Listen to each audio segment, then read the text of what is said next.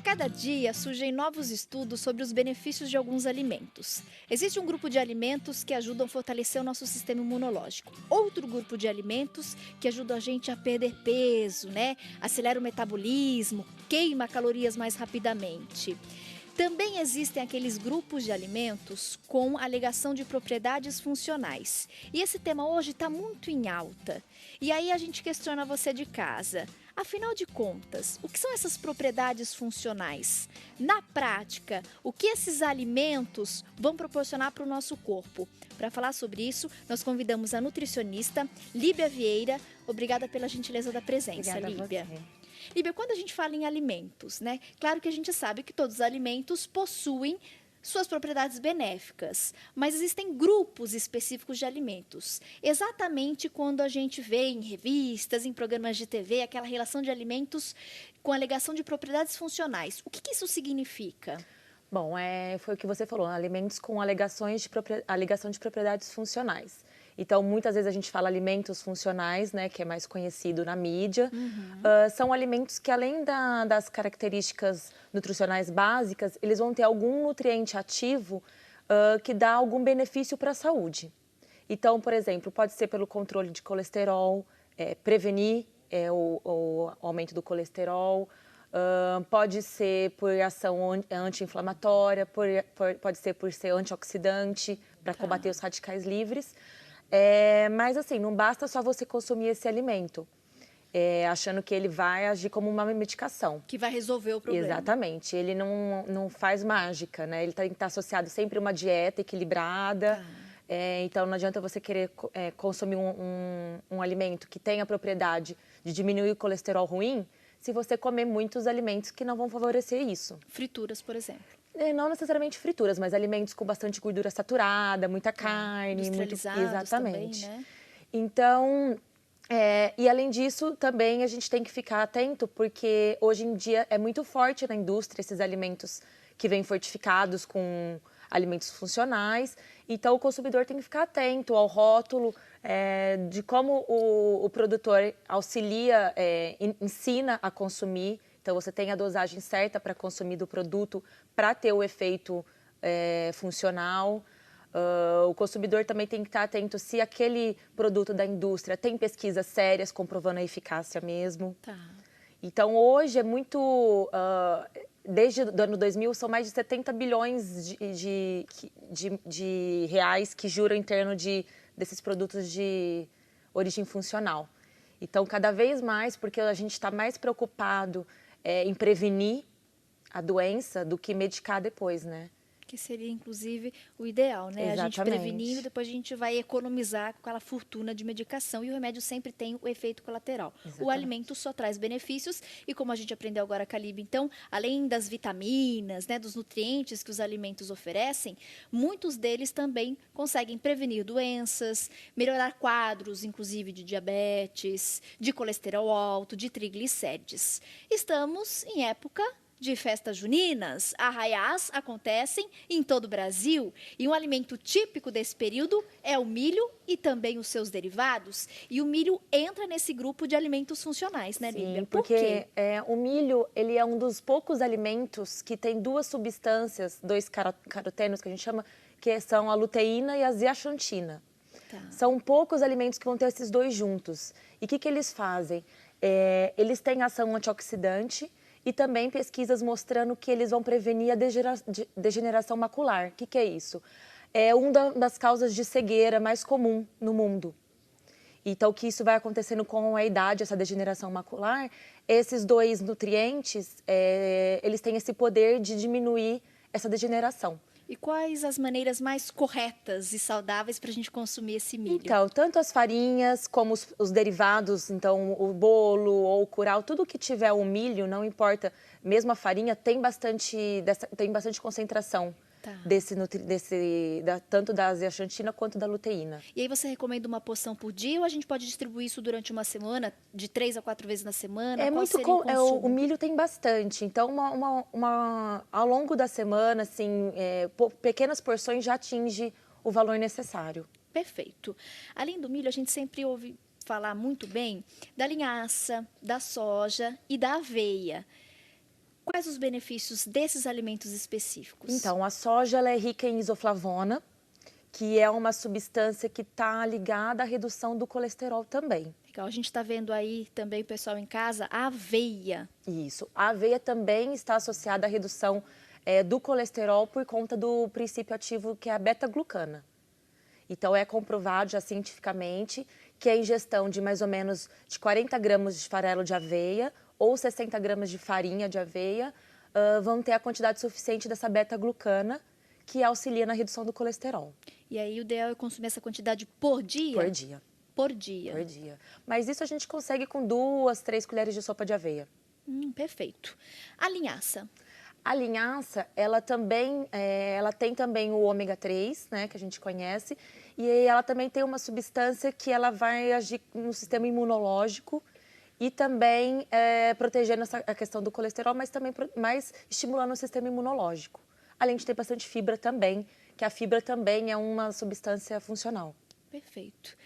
O que tem ganhado espaço aí na mídia é o alho, né, como um grande aliado para a nossa saúde, especialmente o alho, né? Isso. Quais os benefícios que ele oferece para o corpo, até na questão da imunidade, né? Exatamente. Tem sido muito falado. O alho também estimula o sistema imune, mas também o forte dele é contra as doenças cardiovasculares. Então, no controle da pressão, na proteção cardiovascular, por conta do princípio ativo do alho, que é os sulfetos alílicos, que a gente chama. Tá. Tem alguma dica em relação ao consumo? Porque, por exemplo, às vezes a dona de casa vai fazer aquele feijãozinho gostoso, aquele arrozinho gostoso e sempre coloca na panela, né? Então, um tiquinho de alho, um pouquinho de cebola. Eu fazendo isso, eu tô aproveitando essas propriedades benéficas ou não? Tem uma maneira melhor de eu consumir esse alho? O alho cru seria o melhor, um dente de alho ao dia.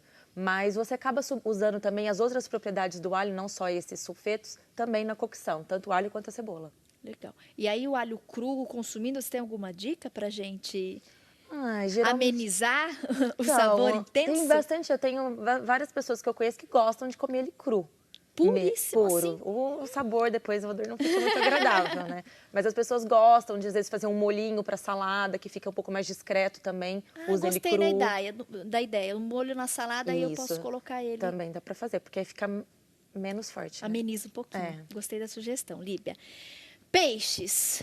Bom, os peixes, principalmente os de água fria, né? Que é o salmão, ou o atum, ou o robalo, eles são ricos em ômega 3. Então, a alegação funcional deles é manter sempre os níveis de triglicérides normais no sangue. Tá. Mas também, hoje, a gente já vê vários estudos, inclusive no desenvolvimento do cérebro de bebês, também na questão de ser anti-inflamatório e também na prevenção, no controle do colesterol. Também já tem estudos mostrando esses efeitos do ômega 3. Perfeito. A gente trouxe aqui no nosso estúdio um pouquinho do atum, mas nesse ranking aí, né, dos melhores peixes, então, o salmão, o atum e também o robalo. Isso, o robalo tem até mais do que o salmão. O robalo está no nosso ranking aqui, em primeiro lugar. Exatamente. Robalo, salmão e atum. Algumas bebidas, especialmente chá verde. Isso. Quais são os comentários oportunos? O chá verde, as substâncias que ele tem ativas são principalmente as catequinas. Tá.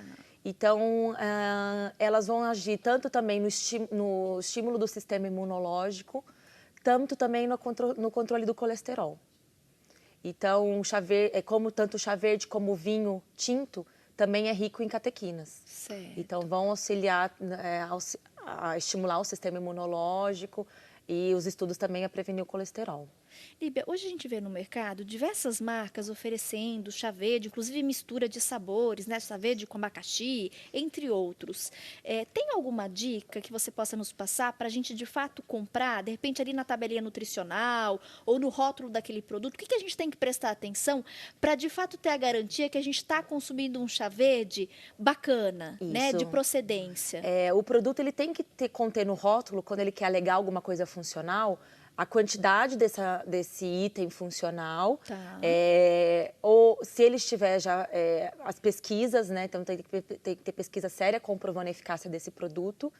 E o chá, o ideal é sempre que a gente use a erva seca, né? Certo. As propriedades do chá verde são melhores utilizadas quando a gente usa a erva seca.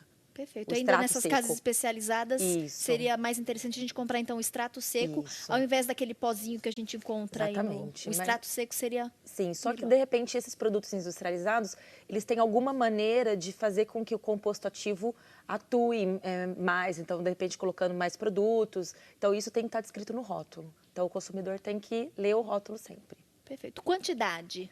O chá verde ideal de 4 a 6 xícaras ao dia para você ter esses efeitos benéficos das catequinas. Para a gente aproveitar esse benefício, tem que consumir de 4 4 a 6 xícaras ao dia. Isso. Perfeito. Em relação ao vinho tinto? O vinho, então, é meio contraditório, mas a gente fala cerca de 100 ml para as mulheres e 250 ml para os homens. Um cálice, mais ou Exatamente, menos. 150 ml é mais ou menos um cálice por dia. Perfeito. Leite fermentado. Inclusive, tem marcas famosas, as crianças adoram, me lembra muito, inclusive, a minha infância. Sim. Leite fermentado também entra aí no grupo de alimentos funcionais? Por quê? Por conta dos probióticos, então, que são as bactérias benéficas que contém nesses produtos. Essas bactérias, elas servem para melhorar nossa flora intestinal. Então, nossa flora, a gente tem que ser a maior parte de bactérias benéficas. Então, quando você estimula essa produção, você vai estimular também a queda das bactérias putrefativas, que são as bactérias ruins. Então, melhora o funcionamento intestinal, melhora a flora intestinal, a absorção de nutrientes também, a absorção de fibras também. Então, a gente sabe que o ideal seria uma questão de 100 milhões de unidades formadoras de colônia, que é o princípio ativo para ter no produto. Tá. Mas isso é facilmente encontrado em 80 ml dos produtos industrializados. Eles conseguem colocar até 40 bilhões. Perfeito. Por isso que vem, inclusive, a maioria aqueles potinhos pequenininhos, né? O leite fermentado. Exatamente. Então, daquele potinho pequenininho já por é o dia, suficiente. é o suficiente. Isso para crianças e adultos ou se for adulto muda? Não, essa é a quantidade. prescrição. Hoje, os adultos podem ter até um pouquinho mais. A gente viu que tem agora novos produtos com um pouco mais, mas é pelo menos 100 milhões. A gente vê que 3 vezes esse valor tem melhores efeitos. Mas o mínimo a 100 milhões, isso já é garantido em qualquer desses produtos. Perfeito. Você falou um pouquinho dos benefícios, né? E também dessa função do vinho tinto. Eu posso entender também que a uva roxa também entra no grupo de alimentos funcionais? Também é rica em catequinas, que são essas substâncias que a gente falou que estão presentes tanto no chá verde, quanto no mirtilo, na framboesa, mais essas cores roxas, né? Perfeito. O mirtilo, inclusive, é uma frutinha, né, bem pequenininha. Redondinha. Redondinha, que agora a gente consegue encontrar mais com um pouquinho mais de facilidade. Então, seria aí uma das frutas que seria bacana a gente variar. Sim, uva, é uma das mirtilo... mais ricas em antioxidantes também. Era mais difícil porque a gente sempre tinha que importar, mas hoje já no sul do Brasil já está produzindo. Já está produzindo, então isso melhorou o consumo no país. Né? Você fala uma palavrinha que a gente também está acostumada a usar aqui no Mulher.com, né? Os antioxidantes. Isso. Vamos reforçar de uma maneira bem didática, Líbia, o que são esses antioxidantes? Os antioxidantes são substâncias que eles combatem os radicais livres. Então, os radicais livres são substâncias que a gente produz normalmente no corpo. Só que o excesso desse radical livre começa a ter, pode ser prejudicial à saúde. Tá. Então, para combater esse excesso que a gente produz naturalmente, são as vitaminas antioxidantes ou os nutrientes antioxidantes que fazem esse papel. Então, o caso do licopeno, que a gente vai falar, que está presente no tomate, na goiaba, tem ação antioxidante. As vitaminas C, vitamina E também são vitaminas antioxidantes também. Você comentou do tomate e da goiaba. Isso. Quantidade para a gente consumir? Então, as pesquisas já falam que de 5 a 7 miligramas de licopeno ao dia já seriam suficientes. Mas alguns já chegam até 35 miligramas. Então, o que seria isso? 35 miligramas de licopeno a gente encontra num copo de 390 ml de suco de tomate, os 35. Mas como as pesquisas falam que 5 a 7 miligramas de licopeno já teriam efeitos benéficos, para você ter uma ideia, 100 gramas de goiaba teria 5 miligramas. Então, a gente já teria ali o mínimo em uma goiaba, em 100 gramas de goiaba. Legal. 100 gramas de melancia, mais ou menos uns 4 miligramas também. Perfeito. Uma goiaba maior, isso. Né? De repente, uma fatia generosa de melancia, eu já consigo... O mínimo, de 5 a 7. Mas para chegar nos 35 miligramas, a gente teria que colocar aí umas 2 fatias de mamão ao dia, uns 2 tomates, mais um pouquinho de molho de tomate na comida, chega nos 35 miligramas também. É fácil chegar, uma saladinha com tomate, depois de sobremesa, fatia de mamão, uma goiaba, conseguimos. Consegue. Perfeito, quero agradecer muito a presença da Líbia Vieira, ela que é nutricionista. Espero que você tenha a oportunidade de voltar outras vezes para a gente conhecer mais, né, sobre os alimentos e aí, de fato, prevenir problemas de saúde e não cuidar de doenças. Foi um prazer recebê-la. Obrigada. Turminha, a gente faz mais uma pausa rápida no mulher.com e daqui a pouquinho eu volto com passo a passo de artesanato. Dica para você decorar o ambiente da sua casa. Quarto, ateliê, uma sala, uma árvore provençal que você pode aplicar na parede. É daqui a pouquinho. Até já.